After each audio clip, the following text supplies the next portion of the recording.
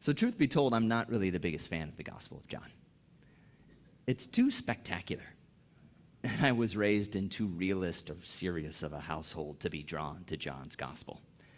There are some great stories there, don't get me wrong, like the one of Jesus winding his own whip or cord before he drives out the money changers in the temple in John 2. That is one of my favorite stories. Have you ever tried to wind your own cord or rope? It takes a long time. But on any given day, I am more drawn to Luke's gospel of social justice, like that in Luke 4:18, where it says, "The Spirit of the Lord is upon me, because he has anointed me to proclaim good news to the poor. He has sent me to proclaim freedom for the prisoners and recovery of sight for the blind. He has sent me to proclaim, and to set the oppressed free." I love that passage, even when I mess it up a little bit.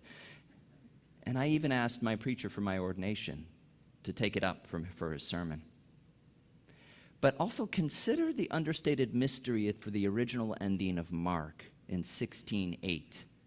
There it reads, "Trembling and bewildered, the women went out and fled from the tomb. They said nothing to anyone because they were afraid." But Peter jumped into the sea.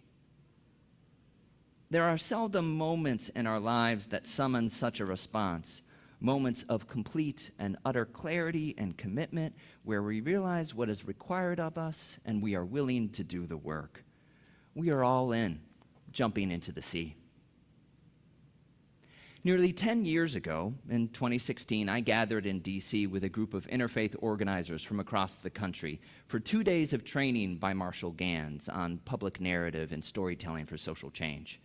We were brought together by a foundation that had funded some of the work that I was doing in Tennessee, but other than a few people, I didn't know anyone else in the room. The emotion in that room was palpable, and I was intimidated. One of the main exercises that we were charged to do, was to craft what's called a public narrative, a story of your own commitment to organizing, which is then meant to move others together out there with you. Now, others were very good at this. Perhaps some people are just naturally good storytellers where they can have the room hanging on every word that they're saying. And then there are others who are just naturally funny, right? Here was this very impressive room of organizers and activists from across the country. They shared stories that were both moving and real, inspiring yet chastening, hopeful yet not optimistic. The story that I chose to tell took me back to the early days of organizing with the Industrial Areas Foundation in San Antonio, Texas. I was fresh out of college and I had no idea what organizing was, nor the type of work that it involved. I think I imagined it to be glamorous or something, but whatever it was, I did not think that it would involve hours upon hours of collecting and collating voter data. Week after week, we were leading Get Out the Vote campaigns on the weekends, and I was charged with delivering the right voter data to the right cohorts so they could knock on the right doors to turn out people for a good action. A couple of times, I delivered the wrong data to the wrong groups, and because of that, they couldn't do their rounds. They had to go home. A few weeks later, in the one-on-one with my lead organizer, he chewed me out about it. But by that time, I was already burned out. Organizing is work that will wear you out, break you down, and then slowly, if done in deep relationships with others, it will build you up. I suppose that is why people love it. Done well, organizing can be a religious practice that helps people see the surprising and perhaps unwelcome truth of the gospel. Stories like the one that we are presented today of Peter leaping into the water upon hearing that Jesus is on the shore provide for us aspirational ideals, goals that help guide our vision and our struggle without ever being completely realized. As much as I might desire a passionate faith like Peter's, ever burning brightly without being completely consumed by the fire, my experience tells me otherwise. It isn't sustainable. I burn out, lose patience, or more likely, I am prone to wander, as that old hymn goes. Peter's leaping faith is more than anything likely to be episodic rather than sustainable. This reality that we humans are passionate lovers who often burn out quicker than we'd like to admit is all the more clear when we recall Peter's earlier actions. Peter jumped into the sea after having betrayed Jesus for 3 times, the night of Jesus' crucifixion. His jumping is not uncomplicated. I can imagine him feeling a whole mix of emotions as he swims to the shore: grief and perhaps even shame for his denials, fear of meeting the very person whom he betrayed, anxiety over the uncertainty as to what might happen once he arrives at the shore, and yet pure eagerness just to see Jesus again. But love. Regardless of all else, Peter had to get back to the Jesus whom he deeply loved. Scholars whom interpret this passage often contrast and compare Peter's actions with that of the beloved disciple, who only appears in the Gospel of John. We know very little bit about this figure besides that he reclined against Jesus during the Last Supper. Some have supposed that the beloved disciple is John himself. But Peter is the first to act, while the beloved disciple is the first to recognize that it's Jesus. The point here is that we need both understanding and action. We need a willingness to comprehend, distill, and pursue the intellectual difficulties of the life of faith.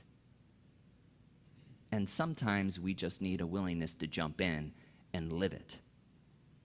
What I do like about this interpretive lens of putting Jesus and the beloved disciple together is that we see that we need both Jesus' willingness to act and the beloved disciple's disposition for understanding first. None of us has things completely figured out. There are a variety of gifts.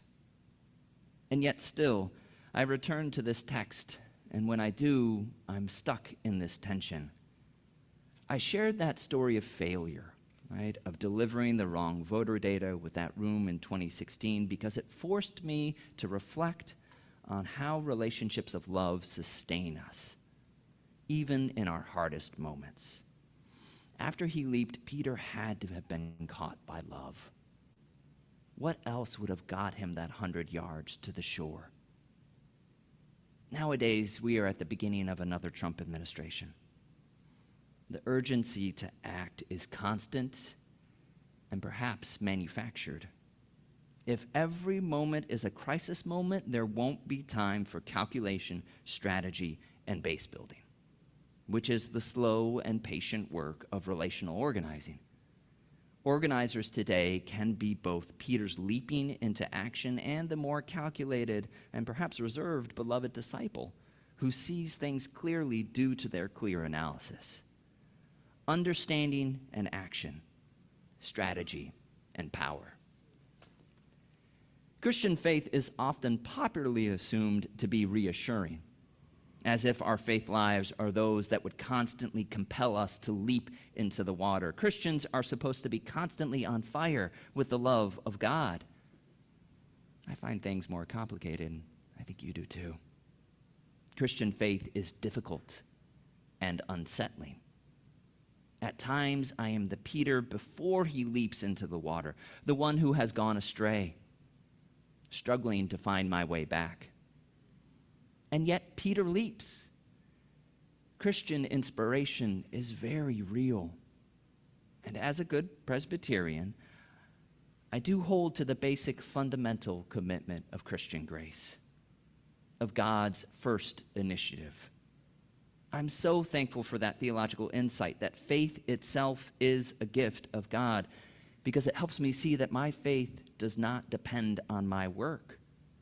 That gift saves me from thinking that the good work that I am called to do might depend on me, but it simply cannot. That keeps me from thinking that I might find salvation in the movement. Now, to go down that path, to think that I might be fed by organizing in the way that Christian faith feeds me and sustains me, has things backward.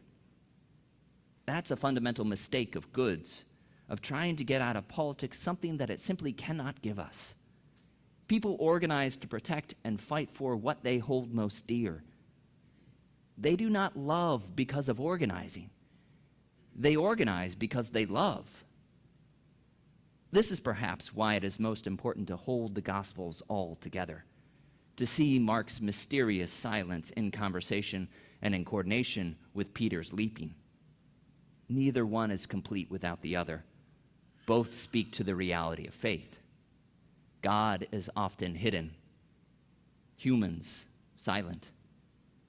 And yet here we are living in this tension of the leaping Peter and Mark's silent women. I suppose that tension, too, is a gift. We cannot constantly expect to be on fire, constantly leaping, nor should we be constantly silent. It is through relationships of love that we'll discern when to leap like Peter.